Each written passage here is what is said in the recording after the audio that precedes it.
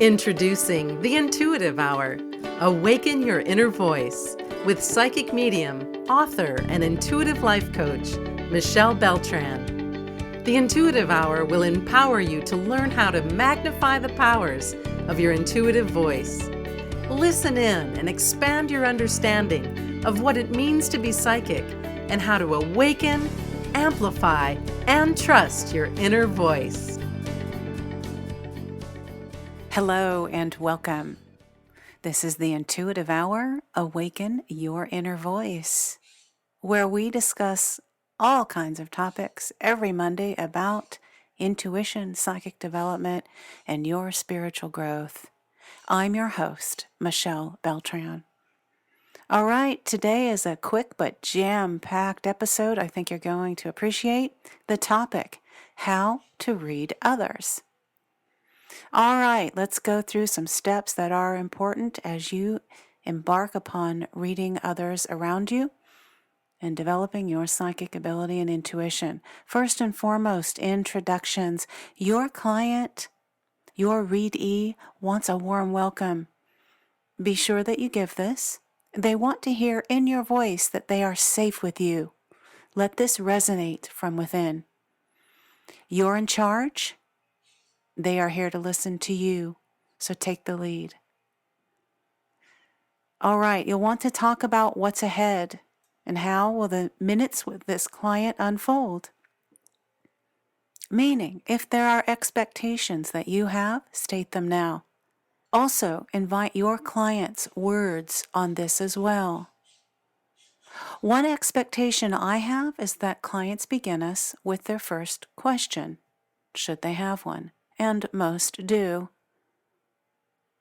Then I find the reading just takes shape from there. Another expectation I have is that clients tell me nothing about themselves. Nothing at all. Our left brain is so powerful that if we know anything, we begin to leap to assumptions. You are far better off knowing nothing. I require first names only. So you want to be sure to establish your expectations and style of reading. All right, on the topic of location and where we are.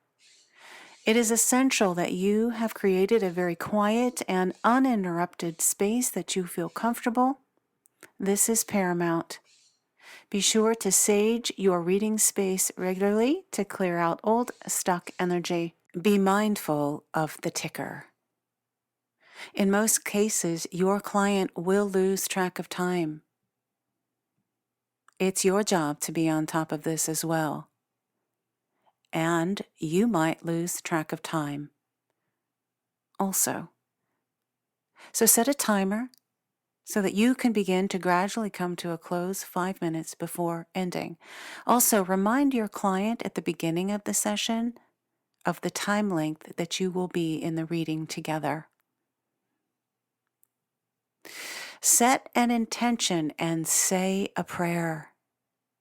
If you forget all else, please be sure to do this. State your prayer prior to the session, and if possible, do this out loud with your client listening. This will help to ground and center the session. It brings you and the client to the pureness of this very important present moment. All right, connecting to the readee, connecting to your client. I want to ask you to imagine your seventh chakra, which is located at the top of your head. Imagine it linking to the client's seventh chakra. It's like an energy cord or connection. This is a powerful tool and assists you in alignment, accuracy, and clarity. Set boundaries and create a bubble. By this, I mean create an energetic bubble around you and the client. This helps to create a boundary from outside noise and further deepens the connection. Pets and other people aside. There is rarely a time when another person and even a pet will be in the session. People and pets, even if they sit quietly to the side, have energy. This can influence the session. Quiet your left brain. Meditation is the key, as many of you know. It is important before and after the session. This cool down is the time to turn down your analytical thinking mind. It is a must do. Make an agreement with your left brain that you'll come back and give attention to all the to-dos of the day after the session is done. Amp up your right brain. Say hello to your right brain, intuitive mind, and say it out loud if you must. You might try visualizing a knob or a dial out in front of you that controls your right brain.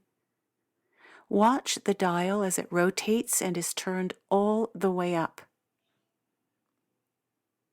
Another tip: place your pointer finger of your non-dominant hand above your brow between your eyes.